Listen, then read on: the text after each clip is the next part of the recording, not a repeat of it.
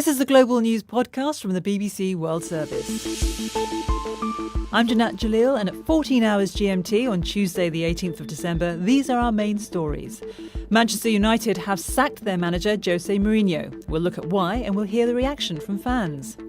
The government of South Africa comes under pressure to take action after botched circumcisions kill more than 20 teenage boys. And in a big country like China with more than 5,000 years of civilization, no one can dictate to the Chinese people what should or should not be done. A clear message from the Chinese president to the rest of the world. Also in this podcast, from a fairness and equality point of view, we're clearly missing the mark. But from an economic and financial returns point of view, we're also missing the mark. A warning that the number of women in the global workforce is going down. We'll examine the implications. And how falling in love led to an Indian man spending 6 years in prison in Pakistan. Manchester United have sacked their manager Jose Mourinho after a miserable start to the season. Mourinho had been at the English Premier League club for 2.5 years, but it was announced today that he's leaving with immediate effect. Outside Manchester United Stadium, Old Trafford, fans gave their reaction to the news. Early Christmas present for Pogba. Why? Because obviously he's not been happy for a long time, has he? What about you? I won't lose sleep over it. Actually, I'm really shocked. You got to give a manager 4 to 5 years to rebuild a team. If you have a really good game, he needs some more time, If he has a really bad game, we need to get him out. But who's going to replace him? Given the team's recent performance, the announcement of Mourinho's departure hasn't been a huge surprise. But why has it come now? I spoke to our sports correspondent, Alex Capstick. Yeah, the timing is rather curious because they've got a busy festive period coming up. They've got a round of 16 Champions League tie against PSG in January, so lots going on the pitch for the club. But I think the board have clearly run out of patience with the style of play, not just the results. They've been poor, 6th in the league, 19 points behind the leaders Liverpool, but the way they've been playing, especially on Sunday, the last game against Liverpool. They lost 3-1, but they were woeful. They were very, very poor. This is a club that is known for being exciting, for engaging the fans. That's why lots of people around the world follow Manchester United, because they are wedded to this style of play. Under Jose Mourinho, especially this season, it's been anything but. It's been dour, it's been boring, it's been uninspired. There seems to be a disconnect between the manager and the star players he has, and the board have simply decided that enough is enough. But Jose Mourinho's had huge success at other clubs, so what went wrong here? He has had huge success at other clubs, but there seems to be a recurring theme with Jose Mourinho and those clubs, a third season campaign. He's now in his third season at Manchester United. Yes, he had success in the first year, winning the Europa League and the League Cup. He finished second in the Premier League last season. But this season, as has happened in Chelsea almost 3 years ago to the day when he was sacked there, and at Real Madrid when he fell out with some of the senior players and left Real Madrid, it goes wrong after a while. He seems to lose faith in his players. He fails to motivate those players after a certain period at these clubs. So perhaps not a surprise it's happened again in the third season, but as I say, a surprise that they've decided to move at this stage of the season. But now he's gone, who will Manchester United go for next, do you think? Well, that's a big question. What they're going to do is they're going to find a caretaker manager until the end of the season. They say it will be somebody from outside of the club, and then they've got to find somebody who will take them forward on a permanent basis. The names that have been mentioned include Zinedine Zidane, of course, a fantastic player for France and was a brilliant player at Real Madrid and equally brilliant as a coach, where he won the Champions League in 3 successive seasons. Mauricio Pochettino, the current Tottenham Hotspur manager, he's been on Manchester United's radar. Phil Neville, who used to play for Manchester United, has called him the perfect fit for the club because he promotes young players and he plays in an exciting way. And Antonio Conte, who used to coach Italy and then Chelsea, won the title with Chelsea, he's another name that's been mentioned. But we'll have to wait and see. That permanent replacement won't be known until a few months at least, I imagine. And briefly, what next for Mourinho himself? Yeah, I think he's going to struggle, for a while because his brand, if you like, has been tainted by what's happened at Manchester United. He came there, he said it was a club he'd always wanted to manage, a little bit of success to begin with, but he's ultimately failed. He'll be back, I'm sure about that, but it might take him a while to get over what must have been a big blow to his pride. Alex Capstick, our sports correspondent. There are demands in South Africa for the authorities to take urgent action following the deaths of 21 teenage boys during circumcision ceremonies. The traditional practice is a rite of passage for male teenagers across the country, but botched procedures in recent years have led to hundreds of genital amputations. I got more from the BBC's Voldi Karelsi in Johannesburg. Traditional authorities, particularly in the Eastern Cape province of South Africa, raised the alarm yesterday after recording 17 young men dying during the initiation process. Now, of course, this is a traditional practice, particularly in the Eastern Cape. It's a traditional rite for young men and boys to undergo as kind of their journey to manhood. It's believed that many of these deaths were due to dehydration, and that's because, and traditional authorities are saying that parents don't appreciate the seriousness of the rite. And many of these traditional schools actually break the law. They aren't up to standard. So these young men are forced to live in very, very dire circumstances. Many are living in huts that are created just with plastic bags. They don't have access to water. And we're having a very hot summer at the moment. And that's what they're attributing these deaths to. And you say this is a traditional rite, but how common are problems such as this? Is this unusual to have so many deaths?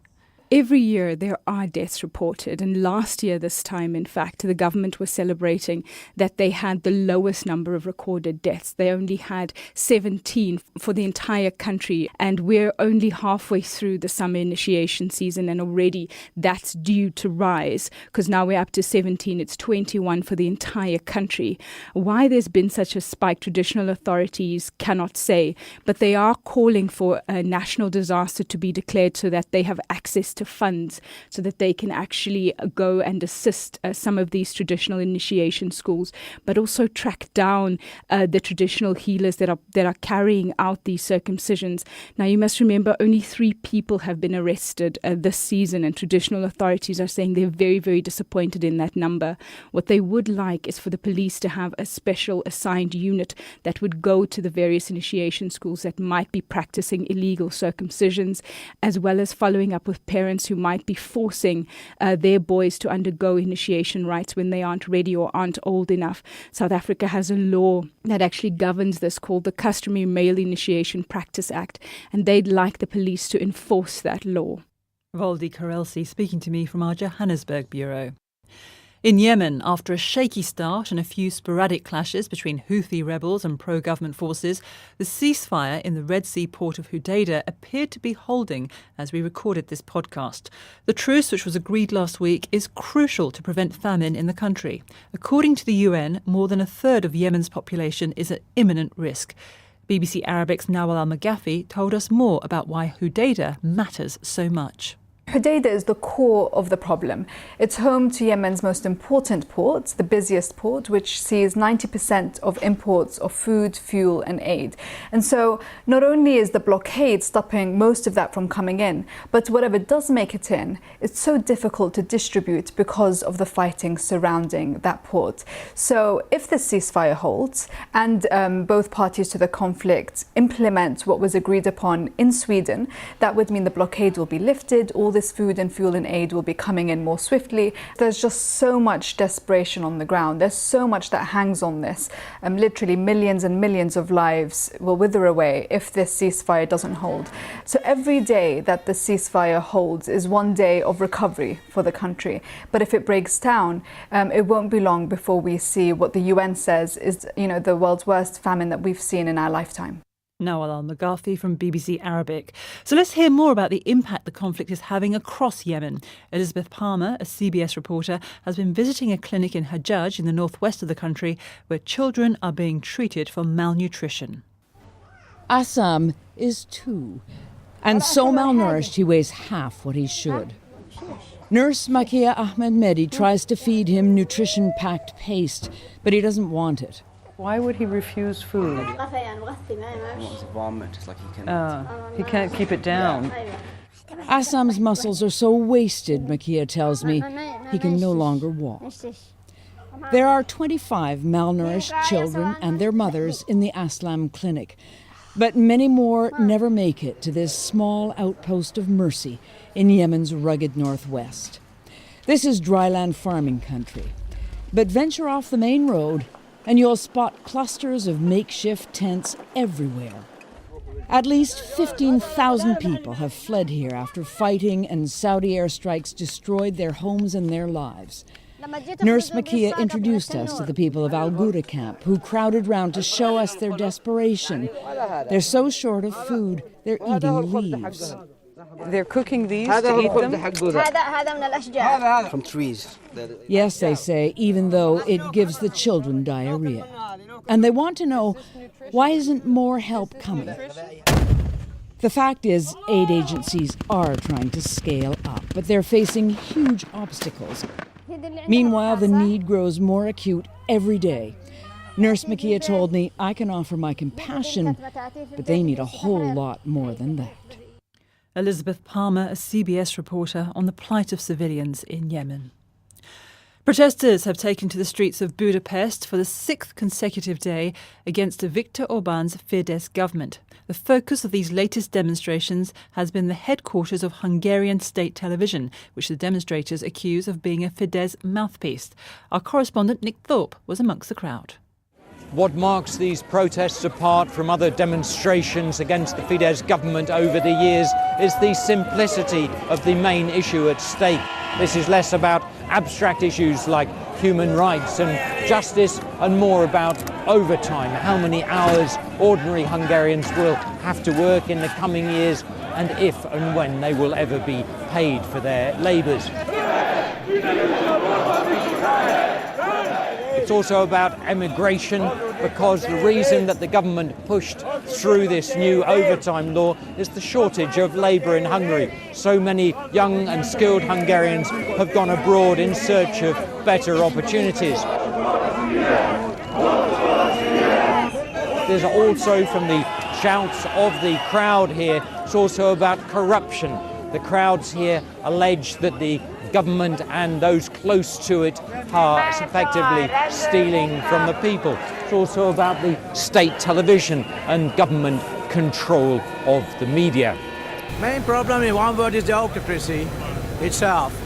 That is the point when it's coming everything. So that's that problem what we have in this country.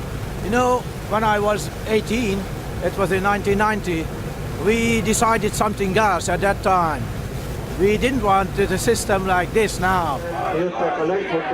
The government is clearly hoping that the people here on the streets over these days will go home for the Christmas holidays and not come out again in the new year.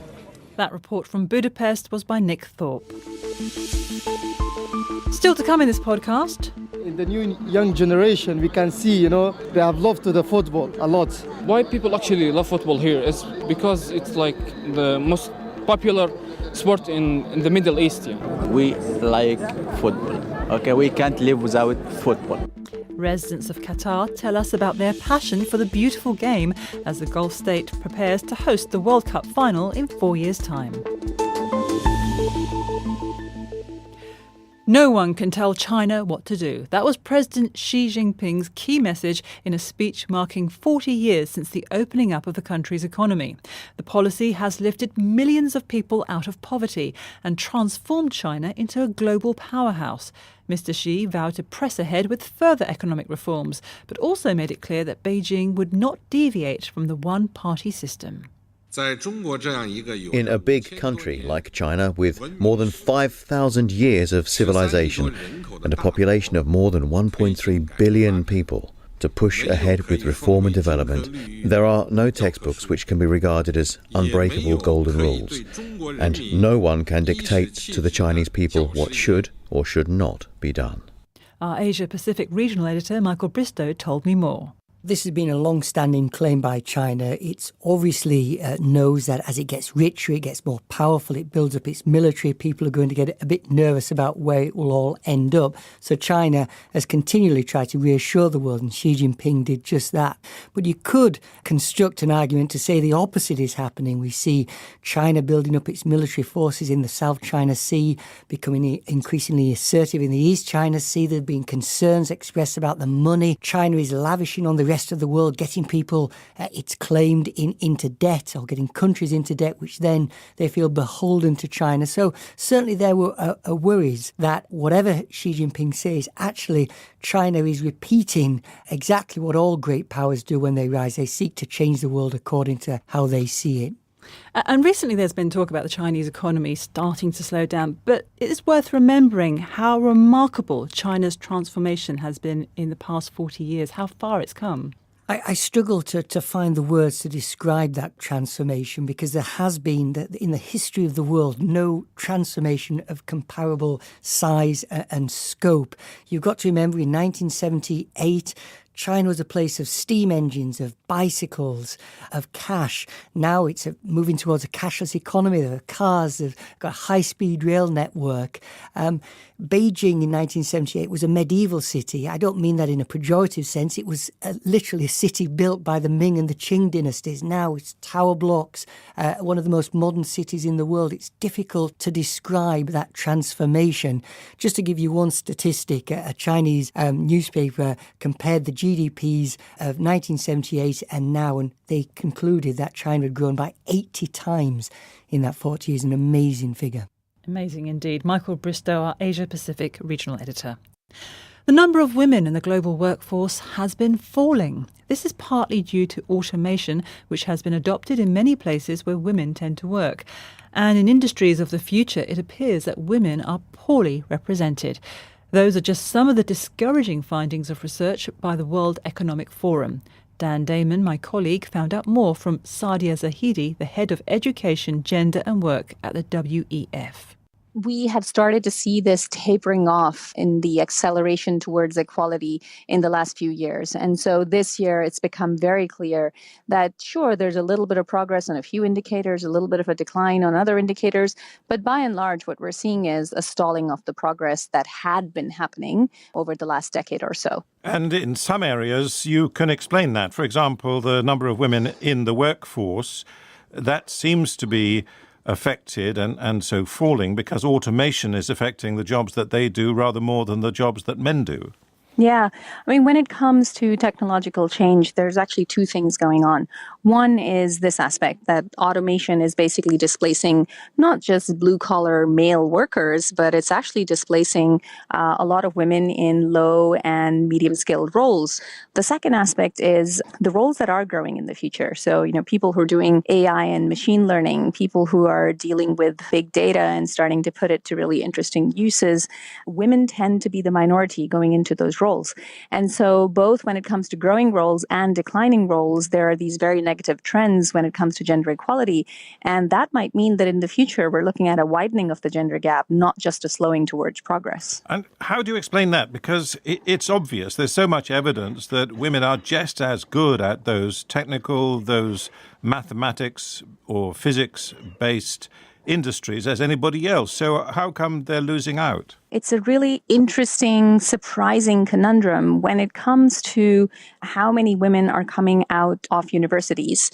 Actually, for most of the developed and developing world, women actually make up the majority of those that have university degrees.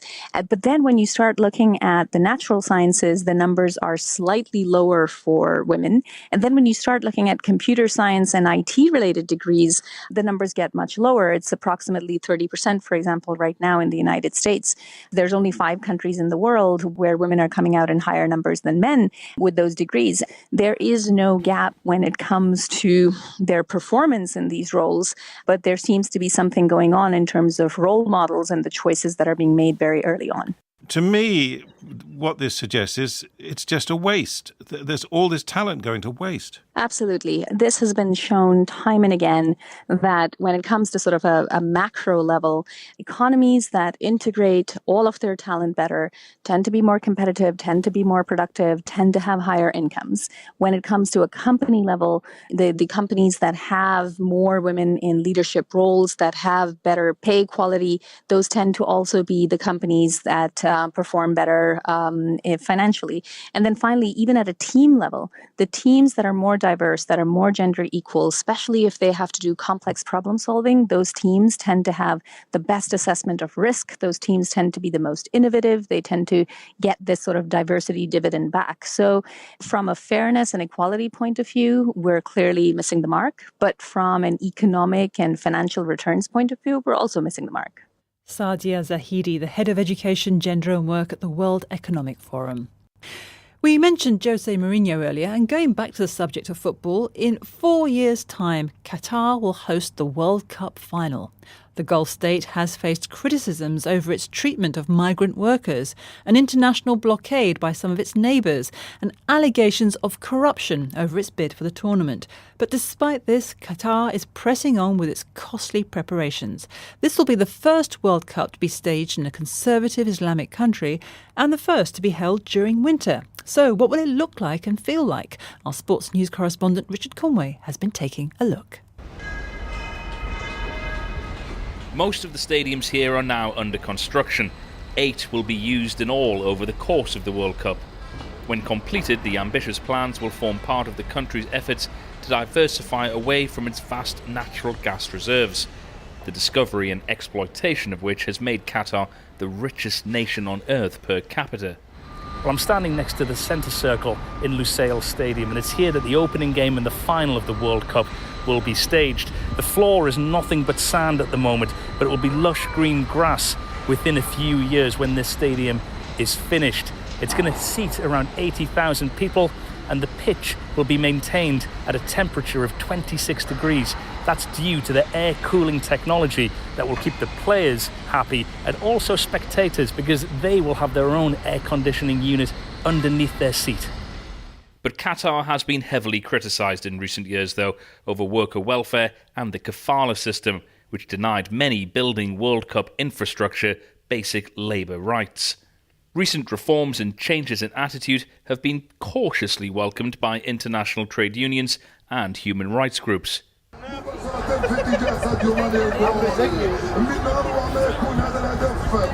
Football fans gathered in the traditional market area of Doha, the Souk Waqif, are watching English Premier League football.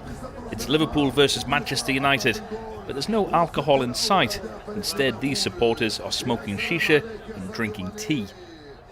Qatar has never featured at a World Cup before, and many critics have questioned its right to now stage such a prestigious event. There are questions too over whether it has the necessary culture and love for the sport. But try telling that to these supporters. In the new young generation, we can see, that they have love to the football a lot. Why people actually love football here is because it's like the most popular sport in the Middle East. Yeah. Have you seen a big difference in the way that people watch football, or the way that Qatari people love football? Yes, of course. See, we all as Arab, we like football. Okay, we can't live without football.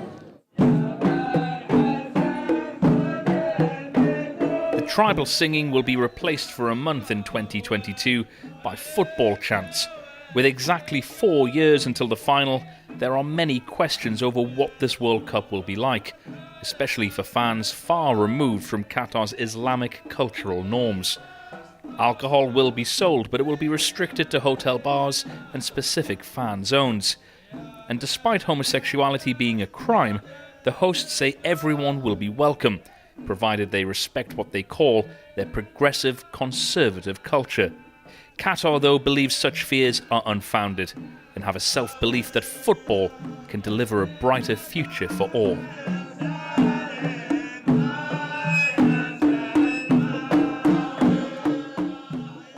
That report was by our sports correspondent, Richard Conway. Now, imagine being forced to spend 6 years in prison simply for the crime of falling in love. Well, that's what a young Indian man said happened to him after he went to Pakistan to meet a woman he'd struck up a relationship with online. Hamid Ansari was detained after he entered the country illegally. Pakistani authorities accused him of being a spy. India and Pakistan do have a long history of suspicion and mistrust. Our reporter in Mumbai, Mayuresh Khanna, told me more. The story is quite a cinematic story. although it's having quite a happy end, but it's been 6 years that his parents, they were crossing borders, they were speaking to lawyers in Pakistan, they were going to Ministry of External Affairs in Delhi, they were asking all the friends and people, journalists for help to bring their son back. And finally, their struggle is coming to an end. A love story. Don't know whether their love is going to have a happy end. But yes, he's coming back to his country and parents and family, that's for sure. You say a love story because Hamid Ansari went to Pakistan to meet a woman that he'd fallen for after talking to her online, but then he was detained as a spy. Just remind us of the circumstances. Hamid Ansari is actually an engineer. He's from Mumbai. So he was 27-year-old when he decided to cross the border. The story is he was chatting with a girl in Pakistan, chatting with her for almost 2 years. And then when he learned that she's being married off to someone else after her parents learned about their online affair, he decided to reach to her, try and bring back her to him. According to his parents' views, he tried to get help from some friends in Pakistan, some journalists in India, but he couldn't succeed. And then he decided to do this kind of adventure. He told his parents that he is going to Afghanistan because he has got a job as an airport manager in Kabul. But then after some time, he stopped contacting his parents. Some days afterwards, he crossed the border. He entered Pakistan. He went to that town called Kohat, where the girl was staying. When he actually checked in a local hotel in Kohat, they found that the documents he was carrying, they were illegal. He crossed the border illegally. And then on the charges of espionage, he was arrested. Has there been much sympathy for him in India, given the fact that he has spent more than 6 years in detention in Pakistan? After everyone learnt about his love story and the argument his parents were making, there is much sympathy. You can see on social media when they learned the reason for which he crossed the border and decided to do this adventure. Mayuresh Khanna speaking to me from Mumbai. And finally, this story doesn't start out very happily, but bear with me. Ken Watson from Wales died recently. He was in his 80s, but when he died, he left behind a rather lovely surprise for one of his neighbours, a little girl.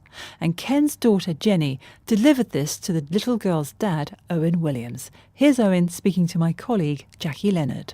Jenny was clutching this large plastic refuse sack. She said, "These are the gifts my father put away for Caddy, your daughter, for the next few years." And she said, it's quite heavy. Sorry, I'm choking up. I said, well, thank you, Jenny. And she said, I'm just going to leave them with you. And she started to tear up. And I thought, oh, goodness me. And I said, God bless. And off she went. And I came back in and my wife, Caroline, was on FaceTime with her mum in Ireland. And her mum started to tear up on FaceTime. And then we opened up and there were 14 gifts all wrapped, you know, ranging from 5 or 6 obvious books here, but there are soft toys and there's something that sounds like some kind of construction toy. I genuinely don't know I have no idea what these presents are. I have no idea. And I thought, well, I need to tell people about this. I need to explain what we've just experienced. So I popped it on Twitter and I didn't quite expect nearly 3,000 people to vote in a random Twitter poll. So what were you asking and what are people saying? I just asked whether we should open them and then rewrap them because we don't know what they are. And there's presents here for the next 14 years. She's 2. They take her up to when she's 16. Now, whether or not Ken planned that, I've no idea. But there's something quite charming about taking her up to her teenage years. And he was convinced he was going to live to 100. So it would tally quite well with his age range. You know, I put a poll up just asking whether we should open them and rewrap them or whether we should just have a lucky dip, essentially, until 2032. Just give her one a year and say, this is a gift from Ken. And that way Ken lives large in her memory, even though she, will never quite remember him, I imagine, because... We're all feeling the emotion, Owen. We're all feeling it. I have to say I voted for the lucky dip, but I could be swayed. I'm sure you did. Either way. I think you were 75% of the 3,000 or so who have voted so far. And I fully expect that vote to have timed out by this evening. And I fully expect about 5,000 or 6,000 people to have voted by the time it finishes, which is staggering. There are people from all over the world passing comment. But what's really struck me, are messages I've received from people who are saying, that's so lovely, I don't even know my neighbours. Tell us a little bit about Ken.